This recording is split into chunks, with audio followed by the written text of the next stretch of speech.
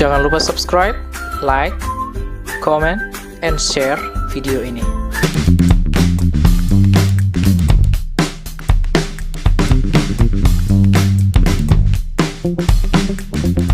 Di awal ada Top Itipat mendatangi bank. Dia mau minjam uang sebesar 10 juta bat atau sekitar 4,7 miliar rupiah untuk membuka bisnisnya. Teller bank lalu menyuruhnya memberikan alasan kenapa dia harus dipinjami uang sebesar itu. Top lalu cerita, saat masih SMA dia sedang belajar, bukannya mendengarkan guru malah main game online. Top punya item yang langka, terus ada orang yang mau beli seharga 12.000 bat. Langsung transfer ke rekeningnya. Dia pulang minjam buku rekening pamannya dan duit pun cair. Semenjak itu Top terus menjual item game sampai duitnya banyak. Lalu untuk beli mobil menaikinya ke sekolah dan mengajak pacarnya jalan-jalan.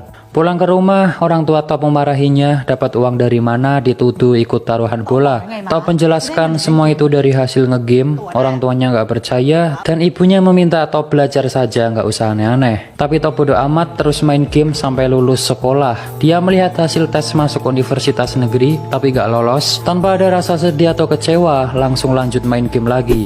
Singkatnya dia beli PS dan DVD player. Pulang ke rumah, orang tuanya memarahi Top karena nggak lolos tes masuk PTN. Tapi Top meyakinkan orang tuanya masuk PTS nggak apa-apa, sama aja. Ayahnya marah karena cuma ingin Top kuliah di PTN, karena di PTS itu biayanya mahal guys. Ayah ibunya pun berdebat masalah keuangan untuk nanti kuliah Top. Top di kamar melihat sisa tabungannya menipis dan akun gamenya juga keblokir karena kedeteksi untuk komersil. Dia bingung lalu melihat DVD player yang tadi dibeli. Top kemudian kembali ke toko untuk membeli banyak DVD player. Dia menawarnya sampai deal dan nanti akan dijual kembali. Di rumah, Top menunjukkan DVD player ke Pak Aman dan ibunya, tapi saat dinyalakan ternyata itu barang rusak guys. Dia kembali ke toko ngomel-ngomel ke penjualnya minta garansi pengembalian uang, tapi nggak ada karena itu DVD player bajakan. Kalau rusak ya beli baru. Top marah karena nggak diberitahu dari awal lalu membanting ke atas etalase sampai pecah. Penjual marah menampar Top, dia mau dipukul tapi langsung lari terbirit-birit. Top pulang sambil manyun, lalu melihat ayahnya jalan kaki, ia nyuruh masuk mobil. Ayahnya bilang bisnis itu nggak gampang, jangankan anak kecil, orang dewasa saja banyak yang gagal. Dan menyuruh Top lanjut kuliah dimanapun terserah sambil memberikan uang, tapi Top menolaknya guys. Malam harinya dia mengambil jimat ayahnya dan dijual 100.000 bat. Uang itu digunakan untuk masuk PTS. Singkatnya Top sudah masuk kuliah, tapi saat di kelas dia nggak mendengarkan, malah menyuruh temannya ngerekam suara dosen mengajar dan keluar kelas. Dia pergi ke tempat pameran mesin, lalu melihat mesin penggoreng kacang otomatis. Kata salesnya mesin itu belum ada yang punya di Thailand. Mendengar itu Top langsung semangat ingin membeli mesin itu padahal harganya mahal. Di rumah Top dimarahi lagi karena membawa mesin itu, tapi Top bilang hanya menyewa seharga 50.000 bat. Top lalu bertanya-tanya ke penjual kacang goreng bagaimana cara membuat kacang goreng yang benar, lalu mencatatnya. Sedangkan temannya di kampus menelepon Top suruh masuk tapi nggak diangkat. Top sudah mendapatkan resep membuat kacang goreng yang enak. Ia menyuruh pamannya mencicipi, ke ibunya juga, dan kacangnya enak guys. Top langsung mencari tempat jualan di mall. Dia bersama pamannya dengan semangat membawa gerobak dan kacang ke tempat jualan. Saat mall dibuka ramai orang tapi nggak ada yang beli. Pamannya sudah teriak-teriak juga nggak ada yang beli. Mereka terus berusaha agar ada yang beli. Top di pasar ngantar pacarnya belanja. Dia mengamati orang jualan gimana caranya biar ada pembeli. Top langsung mencatat kata bonus lalu diskon. Saat ngobrol dengan pacarnya, Pak Man Top menelepon bilang dagangannya nggak laku. Sudah melakukan apapun tapi tetap nggak ada yang beli. Saat menunggu pacarnya di depan toilet, Top melihat orang minta sumbangan dan di situ banyak yang memberi. Dia langsung berpikir, ternyata tempat juga berpengaruh agar ramai yang datang. Top langsung meminta pindah tempat karena sebelumnya banyak saingan. Dia pun boleh pindah di pintu masuk mall. Saat di kelas sedang ujian, dia kebingungan mengerjakan soal. Lalu teleponnya berbunyi, Top langsung mengambil HP-nya dan minta izin ke pengawas untuk mengangkat. Tapi nggak boleh, nanti bisa dianggap berbuat curang, lebih baik dimatikan. Tanpa pikir panjang, dia langsung keluar kelas memilih mengangkat teleponnya daripada ikut ujian. Ternyata pamannya yang nelpon bilang dagangannya laris. Top langsung membawa kacang lagi. Benar saja, ramai pembeli sampai kekurangan kacang. Top lalu bilang ke pamannya akan buka cabang lagi. Dia buka cabang dan sudah punya karyawan guys. Saat itu juga pacar Top datang bilang intinya kuliah dulu baru nanti kerja demi masa depan kita. Tapi Top cuma diem. Besoknya Top masih bandel nggak masuk kuliah dan ditelepon temannya dia dipanggil dosen karena terancam mau dikeluarkan. Tapi Top gak ngurus, dia tetap jualan. Di tempat jualan, Top dimarahi pemilik mall karena asap dagangannya itu mengotori plafon. Dia diancam akan dibatalkan kontraknya. Tapi Top berjanji akan mengecat ulang plafon, lalu dia diberikan syarat besok harus selesai. Kalau enggak, kontrak batal. Top langsung ngecat ulang plafon dibantu pamannya, tapi pengunjung merasa terganggu. Dia kembali dimarahi dan disuruh malam saja ngecatnya.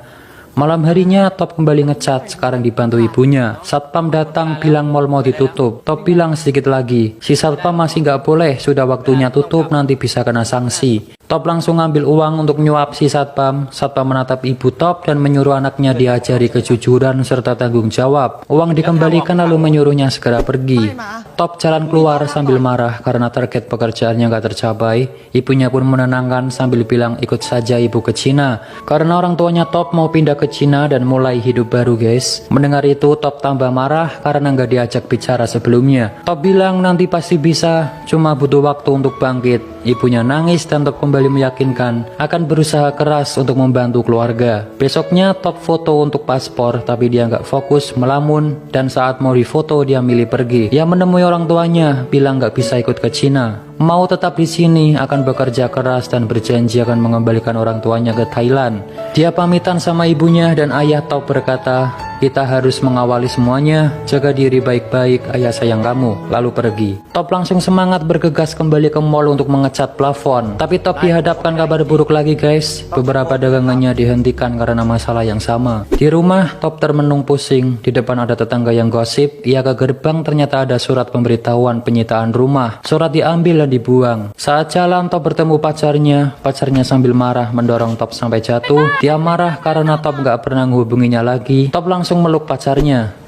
Di dalam mobil Top curhat masalah dagangannya dan si pacar mengajak dia kembali kuliah karena SMA saja gak cukup katanya.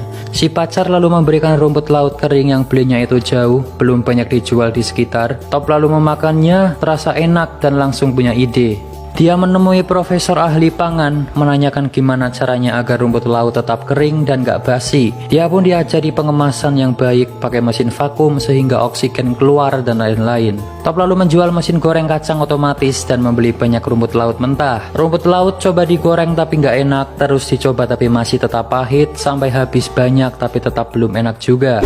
Top lalu menjual komputernya untuk tambahan modal. Pak Omannya bilang, susulah ibumu, kamu sudah habis banyak uang tapi belum menghasilkan apa-apa. Tapi Top gak menyerah dan bilang, kita harus terus berusaha, kita harus yakin akan berhasil, itu sudah jadi pilihanku, kita akan sukses. Jika kita sudah mulai tidak boleh menyerah. Pamannya pun hanya ngangguk. Top ditelepon pacarnya untuk daftar kuliah. Dia mencoba tes masuk kuliah lagi guys.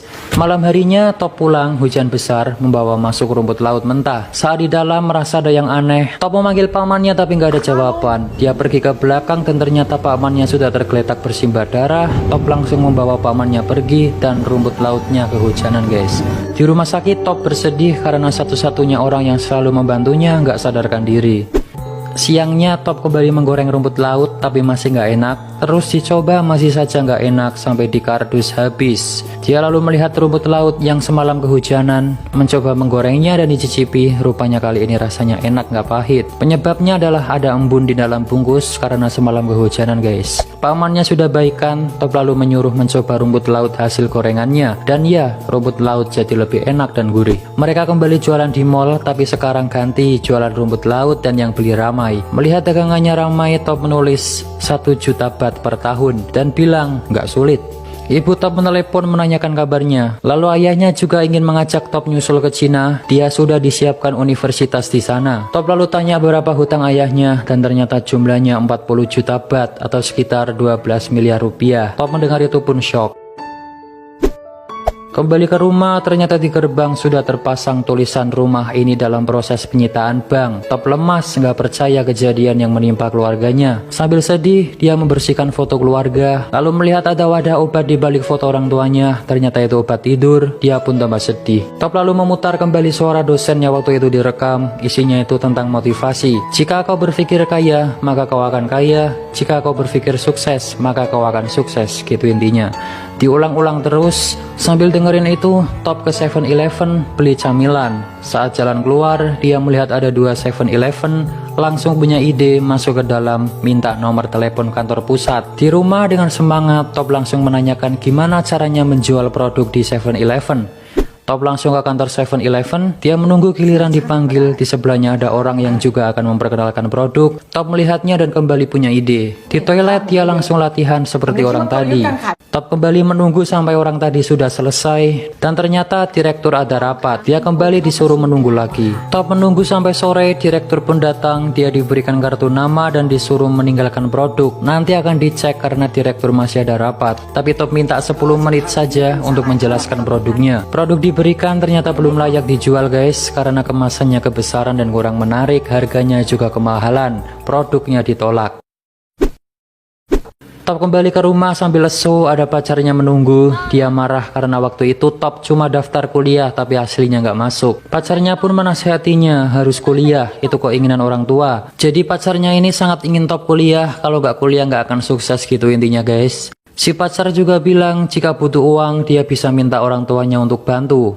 Karena Top ini orangnya nggak suka minta-minta, dia pun marah lalu masuk, kunci gerbang dan meninggalkan pacarnya. Dia pun nangis. Malam harinya Top lusuh lemas, tidur di samping pamannya sambil nangis dan curhat. Dirinya begitu brengsek, pacarnya sungguh mencintai dan mengkhawatirkannya, tapi Top malah membuat kecewa. Pamannya pun menenangkannya. Esok harinya dia masih nggak menyerah, langsung pergi ke tempat cetak kemasan, menyuruh membuatkan desain yang bagus untuk produknya. Dia minta nama produk diganti yang bagus, tapi kata si pria, nama produknya sudah bagus, Tao Kainoi, artinya pengusaha muda. Singkat cerita, produknya sudah jadi sesuai omongan direktur dan kembali ke kantor 7-Eleven. Tapi ternyata direktur jadwalnya sangat padat. Top nggak apa-apa, dia akan menunggu. Dari siang sampai setengah 4, sampai ketiduran, sampai sore pun direktur nggak keluar, padahal mondar-mandir guys. Top merasa nggak ditanggepin, akhirnya pergi. Di lift, dia memberikan produknya ke satpam dan pergi. Top pergi, si direkturnya keluar nyari Top. Dia bersedih merasa gagal dengan tujuannya dan menelepon ibunya bilang akan menyusul ke Cina. Di lift ada karyawan melihat produk Top, dia tertarik dan mengambilnya, memberikan ke resepsionis, memakannya dengan lahap, dan memberikan ke koleganya karena rumput laut itu sangat enak guys. Ibunya Top bilang, ibu akan selalu mendukung Top, jangan menyerah, kamu akan memiliki masa depan yang indah. Si direktur masuk ke lift dan lihat produk Top sisa 1, dia sepertinya tertarik. Top dipanggil ke kantor guys, produknya diterima tapi ada syaratnya. Dia harus membuat 72.000 bungkus dan mengirimkannya ke 6.000 cabang 7-Eleven. Juga harus dicek kebersihan pabrik tempat produksi. Jika syarat terpenuhi, produknya diterima sepenuhnya. Top pun setuju. Di rumah dia kebingungan gimana caranya bikin 72.000 bungkus dan di mana dia harus menunjukkan pabriknya, sedangkan dia nggak punya pabrik. Nah kembali ke awal tadi guys, ternyata dia ke bank mau pinjam uang 10 juta baht itu buat bikin pabrik dan rekrut karyawan. Teller bank melihat dokumen Top, ternyata umurnya masih 19 tahun. Top dipuji masih muda, sangat bersemangat, bagus. Tapi bank gak bisa meminjamkan uang karena belum cukup umur. Dan keluarga Top juga punya hutang 40 juta baht, dia pun cuma diem. Di mobil Top sedih, lalu menyalakan musik dengan keras dan teriak kencang di dalam. Top kemudian menjual mobilnya dan memutuskan untuk terbang ke Cina menyusul orang tuanya. Di bis, dia melihat tiket pesawat, langsung memukul gembok ruko lalu membuka pintu. Ternyata Top masih nggak nyerah guys, dia ke toko bekas orang tuanya yang dalam proses penyitaan bank. Di tempat itu, dia akan mendirikan pabrik. Dengan hasil uang jual mobil dan tabungannya, dia gunakan untuk modal usaha. Saat di stasiun mau masuk ke kereta, Top melihat pacarnya sedang asik dengan teman. Kereta datang, ternyata dia sudah gandengan tangan sama cowok lain. Top hanya dia memandanginya sampai nggak ingat mau masuk kereta. Kembali ke pabrik, Top sudah merekrut karyawan dan sedang menyiapkan pabrik untuk inspeksi. Pabriknya dinamai Tao Kainoi. Direktur datang bersama orang yang ngecek kelayakan pabrik. Pabriknya dicek dan si Pakman menyuruh Top nyokok saja agar disetujui. Tapi dia menolak karena nggak mau ibunya dikatain lagi nggak mengajarkan anaknya kejujuran. Pabrik dicek ke dalam dari lampu, penggorengan, pengemasan, dan lain-lain. Selesai mengecek, direktur mengatakan pabrik belum sesuai standar. Masih banyak kekurangan seperti lampu yang nggak ada tutupnya, itu bisa ada debu jatuh ke makanan. Wastafel harusnya pakai keran di kaki, lalu saluran air belum benar. Alkohol yang digunakan bukan untuk cuci tangan tapi itu untuk luka dan lain-lain. Top pun berjanji akan memperbaiki semuanya. Direktur pun akan merundingkan dan memutuskan nanti hasilnya dikirim lewat faksimiil. Saat mau pergi, pamannya menyuruh disuap saja biar keterima. Top mau memberikan amplop itu, tapi langsung pura-pura memberi salam.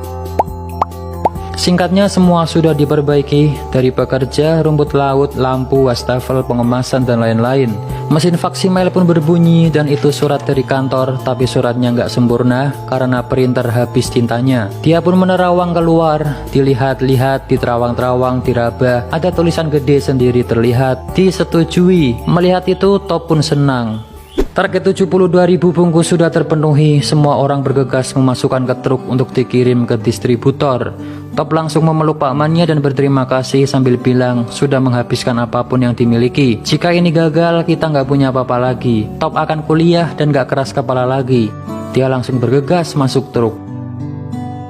Sampailah di gudang penyimpanan. Dengan semangat Top menemui kepala gudang, tapi ternyata sudah telat sejam, nggak boleh masuk guys. Top memohon cuma terlambat sebentar, tapi masih nggak boleh. Top sangat memohon karena nasibnya bergantung pada produk itu. Kepala gudang melihatnya, merasa kasihan, akhirnya diperbolehkan masuk. Dia pun sangat senang, saking bersemangatnya sampai mimisan guys. Produk rumput lautnya pun akhirnya dimasukkan. Top lalu nelpon orang tuanya, dia minta maaf dan bilang ayah ibunya nanti bisa kembali pulang. Dia pun nangis.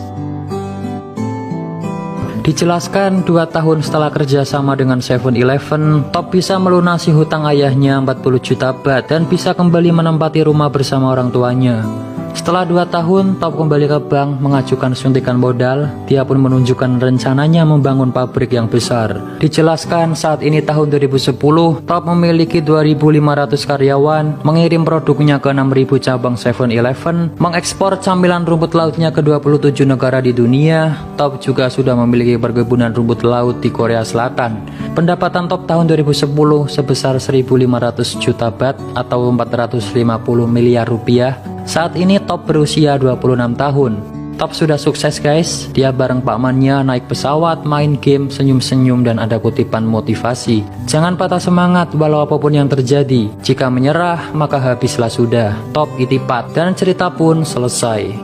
Film ini penuh motivasi yang bisa kita pelajari ya guys. Pertama, ketegasan si Top, kegigihannya, semangat mewujudkan impian, mau belajar, suka bertanya tapi untuk kebaikan dirinya, bukan tanya masalah hidup orang lain, pantang menyerah, tidak takut mencoba hal baru, ambisius, selalu memperbaiki diri dari kesalahan, dan percaya semua akan indah pada